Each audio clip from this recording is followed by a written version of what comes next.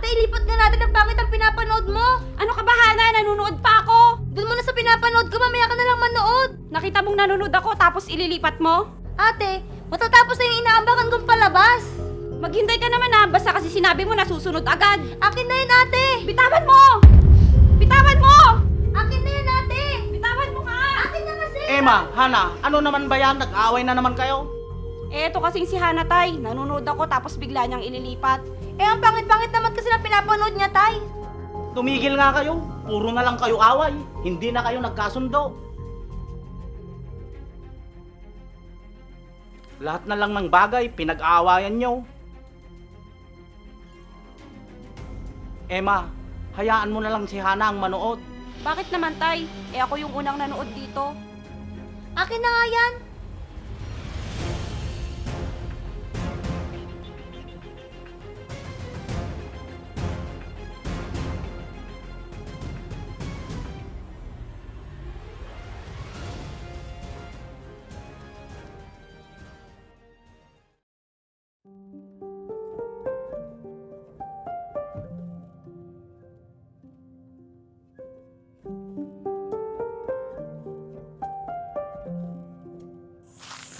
Emma, anak.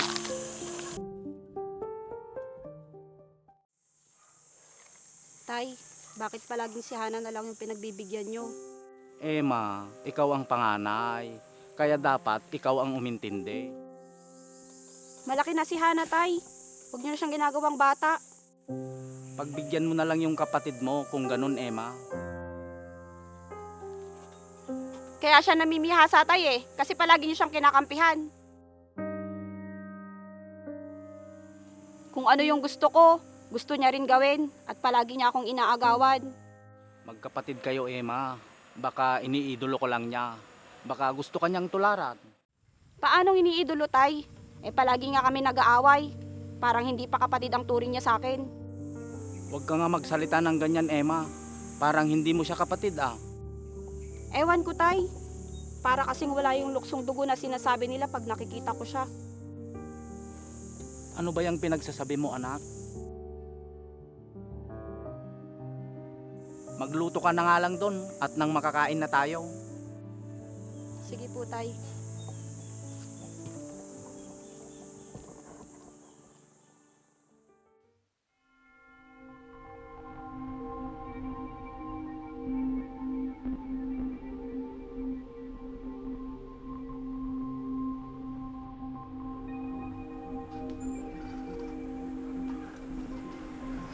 Hana, bakit suot mo ang damit ko? Ha? Sa'yo ba to, ate? Oo, at bagong-bago pa yan. Ganun ba, ate? Sa akin na lang. Hindi pwede, Hana. Bumili ka na lang ng sayo, may pera ka naman. Gusto ko to, ate. Akin na lang. Oh, ano na naman ang pinag-awayan yung dalawa? Eto kasing si Hana, tay. Sinuot na naman yung bago kong damit. Totoo ba yun, Hana? Oo, tay. Nagustuhan ko kasi tong damit. Ni hindi mo pinaalam na kukunin mo yung damit, Hana. Kung ipinalam ko sa'yo, ate, ibibigay mo ba? Hayaan mo na lang, Emma. Ibigay mo na lang sa kanya. Ako na lang ang magbabayad. Oo, ayan, ate. Babayaran na daw ni tatay. Kaya sa akin na to. Kaya namimiyasa yung batang yan, tay. Kasi kinakampihan niyo siya. Sige na, Emma. Ibigay mo na lang sa kanya. Halos lahat na lang ng pag-aari ko, inaagaw mo, Hana.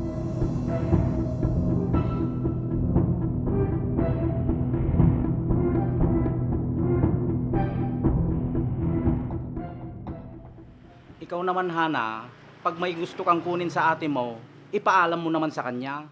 Opo, tay. Nagustuhan ko lang po kasi tong damit. Ikaw talaga.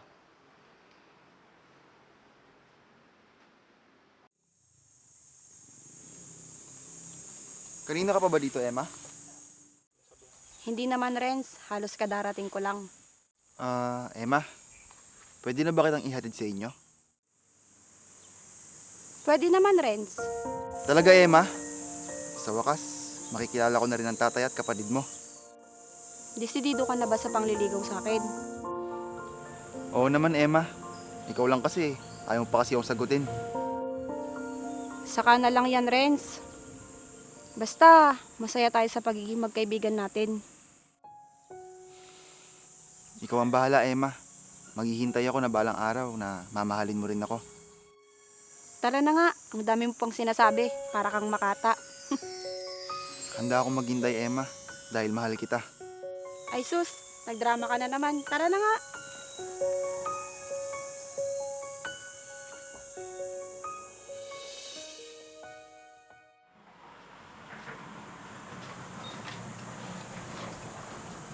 Sino kaya yung kasama ni Ate Emma?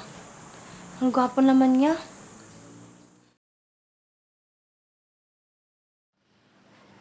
Hana, Ate, sino yung kasama mo? Ipakilala mo naman ako. Siya ba yung sinasabi mong kapatid mo, Emma? oo Jericho, siya nga si Hana. Maganda rin pala siya, kagaya mo.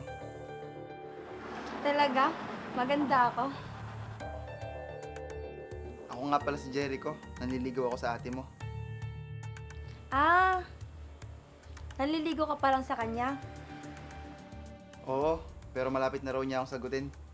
Tara na nga sa loob at na makapagmerienda na.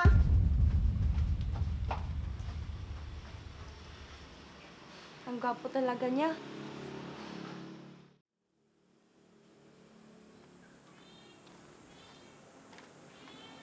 Hana, nandyan ba ang ate Emma mo?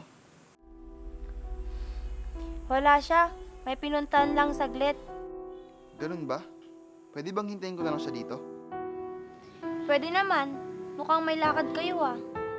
Oo, may pupuntahan sana kami. Pwedeng magtanong? Magkasintahan na ba kayo ni ate? Oo, Hana, sinagot na ako ng ate mo. Ganun ba? Halika muna sa loob. Doon mo na lang siya hintayin. Dito na lang, Hana. Halika na sa loob. Mag-usap muna tayo doon.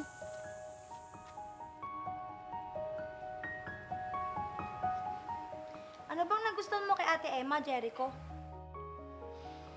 Maganda siya, Hana, at napakabait. Maganda naman ako ah. Jericho, gusto kita. Ano ba yung pinagsasabi mo? Nung una pa lang kitang makita. Gusto na kita, Jericho. Hana, kasintahan ko ang ate mo. Kasintahan pa lang. Hindi pa kayo mag-asawa.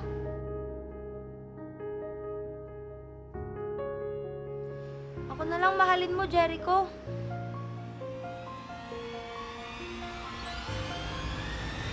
Jericho! Hana! Anong ibig sabihin nito? Emma, magpapaliwanag ako.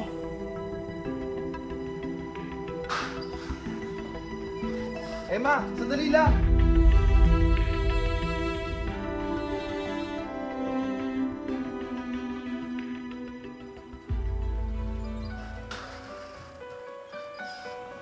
Hana, mag-usap nga tayo. Bakit ba? Lahat na lang ng bagay na pag-aari ko, inaagaw mo sa akin. Hindi totoo yan. Ultimo yung mga laruan ko nung bata tayo, kinukuha mo. Bakit? Sa akin naman yung iba dun ah. Pati yung mga bago kong damit at bag, kinukuha mo na lang basta-basta at ginagamit. Binabayaran naman ni tatay lahat ng mga yun ah. Sa tingin mo ba kinukuha ko yung mga binabayad ni tatay? Hindi ko kinukuha, Hana. Tapos ngayon, pati yung kasintahan ko, inaagaw mo? Anong klaseng kapatid ka? Hindi ko siya inagaw. At ako na ang mahal niya ngayon. At hindi ikaw. Dahil inakit mo lang siya, Hana. Hindi totoo yan. Anong hindi? Sinabi niya na sa akin ang totoong nangyari. Na tinatawagan mo raw siya sa cellphone niya at nag-aaya kang lumabas. Sumasama naman siya sa akin. Anong problema doon? Alam mong kasintahan ko na siya. Bakit mo ginagawa yon? Kasintahan mo pa lang siya. At hindi mo pa asawa. Emma! Hana! Nag-aaway na naman ba kayong dalawa? Palagi na lang kayong kanyan!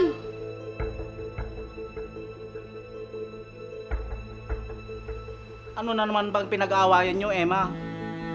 Etong si Hana, tay. Inagaw niya yung kasintahan ko. Ha? Totoo ba yun, Hana? Ako na po yung mahal ni Jericho, tay. At hindi na si ate.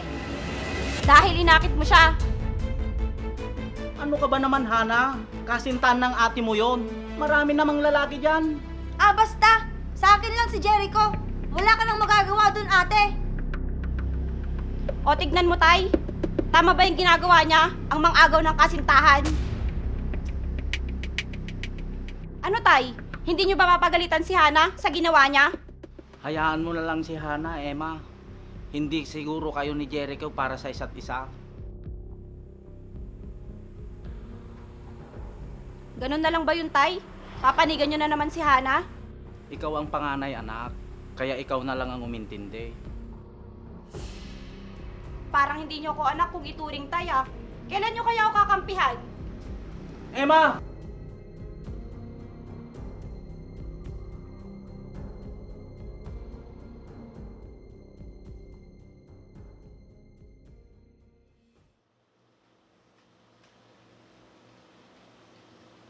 Bakit ganun si tatay? Parang hindi niya ako anak kung ituring niya.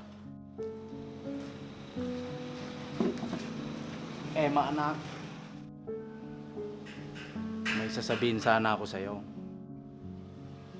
Ano naman yun tay? Huwag ka sanang mabibigla sa malalaman mo, ah.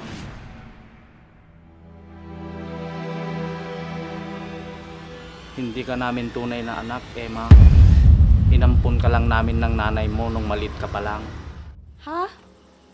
Ampun lang ako tay. Hindi niyo ako tunay na anak. Oo, Emma. Patawarin mo sana ako. Ngayon ko lang pinagtapat sa'yo. Paanong nangyari yun tay? Matagal kaming hindi nagkaanak ng nanay mo. May nakapagsabi sa amin na mag-ampun daw kami. Baka sakaling mabuntis ang nanay nyo. Anong nangyari tay? Ganun na nga ang nangyari. Mag-iisang taon ka pa lang noon. At si Hana ang batang yon. Ganon ba tay?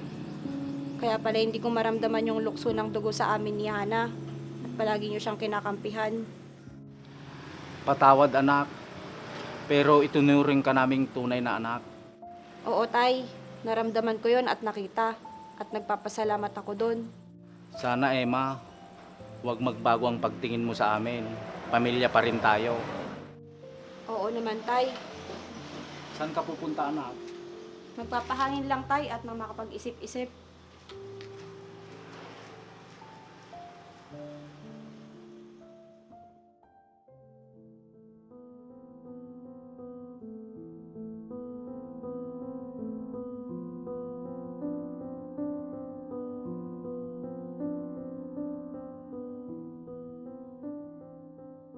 Tatay, patawarin niyo ako tay kung umalis ako ng walang paalam.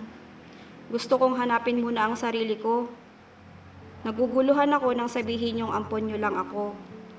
Buong buhay ko, akala ko pamilya ko kayo. Hayaan niyo muna akong makapag-isip-isip. Magpapakalayo muna ako. Babalikan ko rin kayo tay. Pakisabi kay Hana na siya muna ang mag-alaga sa inyo at patawarin niya din ako. Nagmamahal, Emma. Ha? Sa ate Emma? Ampon? Hindi ko siya tunay na kapatid.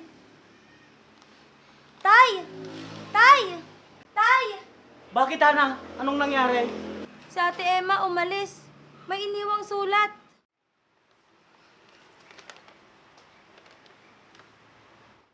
Tatay, patawarin niyo ako tay kung umalis ako ng walang paalam. Gusto kong hanapin muna ang sarili ko. Naguguluhan ako nang sabihin yung ampon niyo lang ako. Buong buhay ko, akala ko pamilya ko kayo. Hayaan niyo muna akong makapag-isip-isip. Magpapakalayo muna ako. Babalikan ko rin kayo, tay. Pakisabi kay Hana na siya muna ang mag-alaga sa inyo at patawarin niya din ako. Nagmamahal, Emma.